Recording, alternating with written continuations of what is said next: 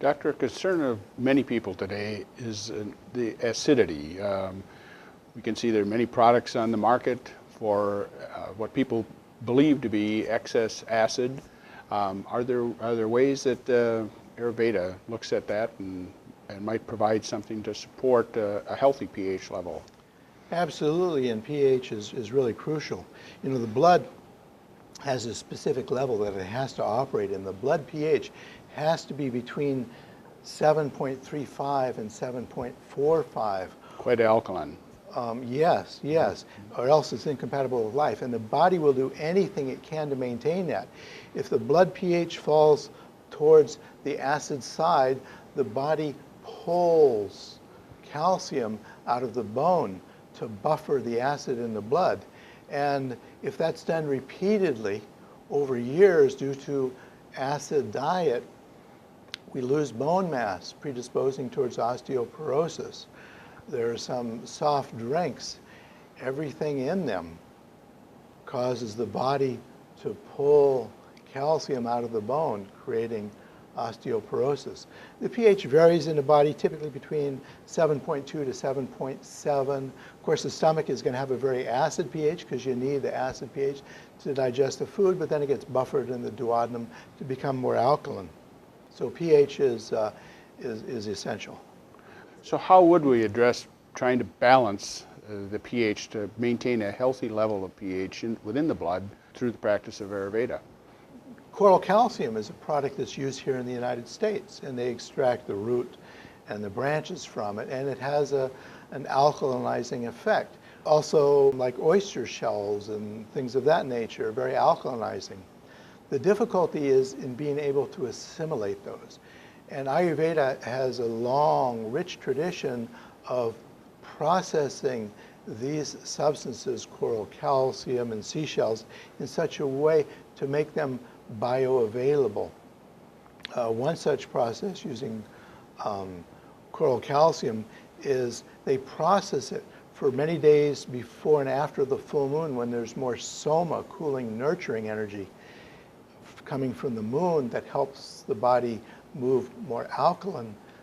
This coral calcium is processed with rose water that also facilitates that same alkaline response, and they do it over the full moon to allow no sunlight, which is heating, which is going to be more acidifying.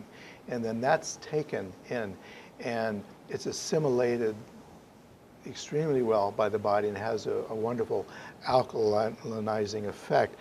There's another product, Lagu Sooth Shaker, which is basically a type of Ayurvedic prepared ginger. It's dry ginger and it's processed with cinnamon, black pepper, and long pepper. And this also helps with the assimilation of these mineral-rich shells from the ocean. One of the most used over-the-counter medications are antacids. Yes.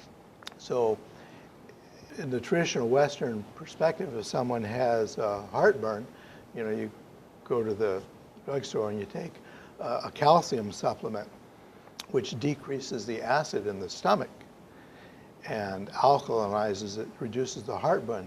Unfortunately, from about the age of 40 on, most individuals have diminished hydrochloric acid, and they're not digesting their food, which is creating gas and bloating, pushing the contents up, creating heartburn. So you actually need things to improve the digestive acids. So you don't want to take anything that's alkalinizing to the stomach acids when there's food in the stomach. You want to allow the stomach, you want to enhance that process with specific spices to enable the digestive system to process that food. And then later, a couple hours after eating or even before going to bed on an empty stomach, which would be ideal, take these alkalizing substances which go through the entire system and help the body become more alkaline. It is interesting that oftentimes people misperceive what the problem is when they feel uncomfortable with and blame it on stomach acid indigestion. Often, as you just described, it's just the opposite. The cause is the opposite. It does produce acid, it does produce heartburn, but the cause of it is because we're not digesting the food, because we don't have the enzymes, we don't have the hydrochloric acid, we don't have the pancreatic acid, because they become depleted over time as we age. And so the food just sits there and it putrefies. It's not digested properly. It sits there for a long time, and then it backs up. And that creates what we call acid, indigestion.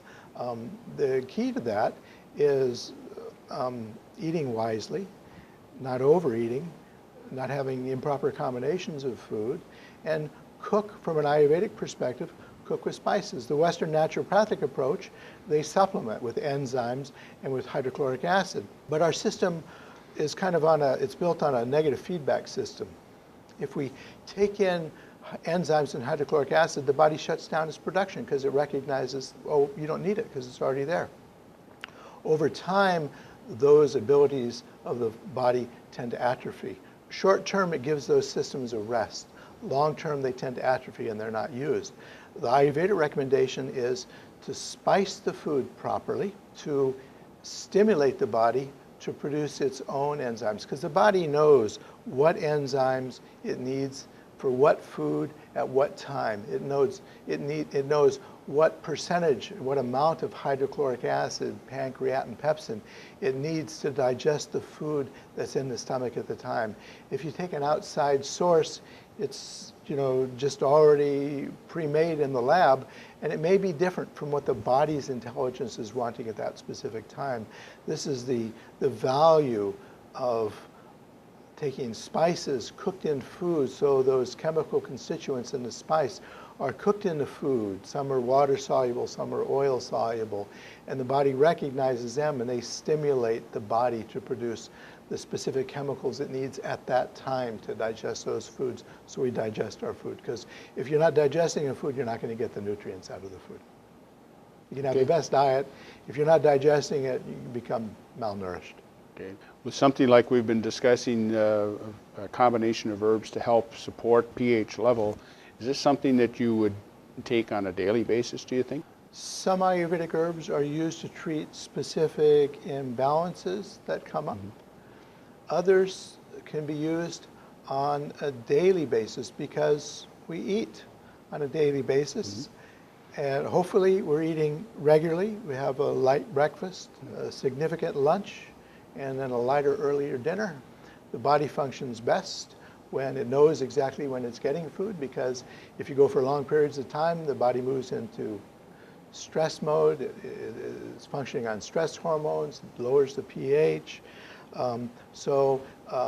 It's important that we eat regularly and that these spices and supplements are taken with the food to enhance that, because that's when we need it. So these are substances that can be taken on a long-term basis. A specific one, amalaki, basically Indian gooseberry, and this is a substance that it detoxifies the system mildly.